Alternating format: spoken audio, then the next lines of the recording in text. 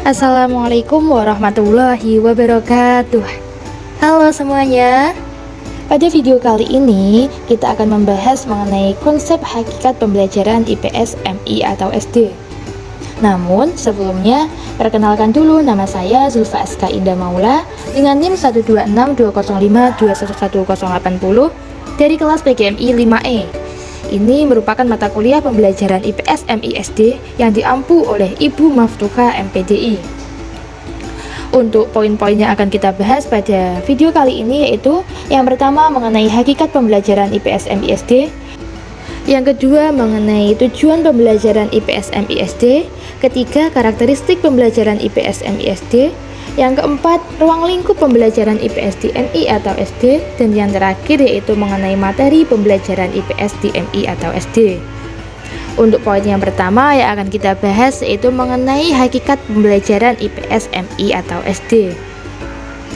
IPS atau ilmu pengetahuan sosial merupakan suatu mata pelajaran yang mengkaji atau mempelajari mengenai ilmu-ilmu sosial yang terdiri dari beberapa cabang ilmu seperti sejarah, ekonomi, geografi, sosiologi, antropologi, politik, dan ekologi yang diterapkan di SD atau MI, MTS atau SMP sederajat, SMA atau MA sederajat, serta perguruan tinggi.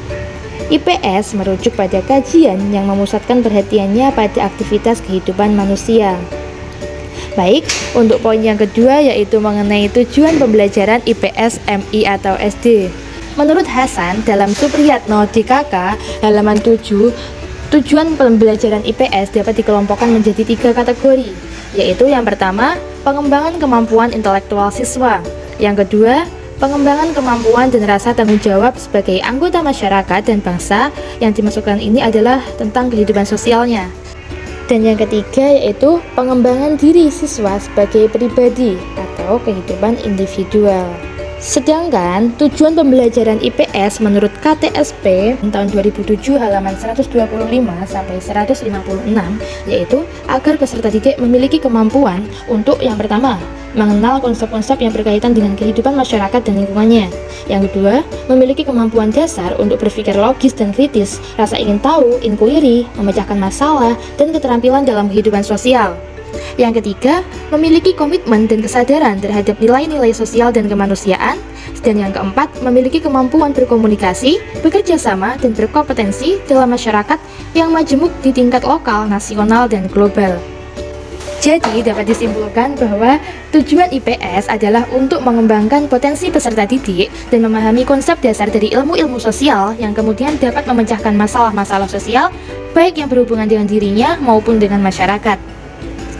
Untuk selanjutnya, poin ketiga yang akan kita bahas yaitu mengenai karakteristik pembelajaran IPS MI SD.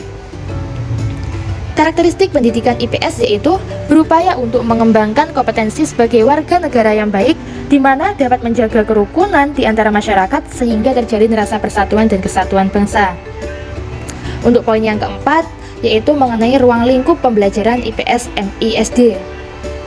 Secara mendasar, IPS merupakan kumpulan pengetahuan tentang kehidupan sosial yang bersumber dari kehidupan sehari-hari di dalam masyarakat yang melibatkan segala tingkah laku dan kehidupan.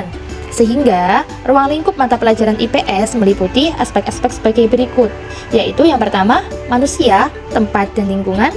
Yang kedua, waktu, keberlanjutan, dan perubahan. Yang ketiga, sistem sosial dan budaya. Dan yang keempat yaitu perilaku ekonomi dan kesejahteraan. Jadi, dapat ditarik kesimpulan bahwa ruang lingkup IPS adalah kehidupan manusia, terutama gejala sosial kehidupan sehari-hari yang ada pada lingkungan hidup siswa. Untuk materi yang terakhir, yaitu mengenai materi pembelajaran IPS di MI atau SD. Secara garis besar, sumber materi IPS berasal dari segala sesuatu yang ada di lingkungan yang paling dekat dengan siswa, mulai dari keluarga hingga masyarakat global dengan berbagai kegiatannya dan kebudayaan yang dimiliki berbagai daerah, serta segala sesuatu yang berhubungan dengan kegiatan manusia, yaitu kegiatan produksi, komunikasi, transportasi, dan lain-lain. Pada jenjang MI atau SD, pelajaran IPS memuat materi geografi, sejarah, sosiologi, dan ekonomi. Baik, terima kasih. Pembahasan telah selesai. Semoga apa yang saya sampaikan tadi bisa dengan mudah untuk dipahami dan menjadi ilmu baru untuk kita semua. Sekian, wassalamualaikum warahmatullahi wabarakatuh.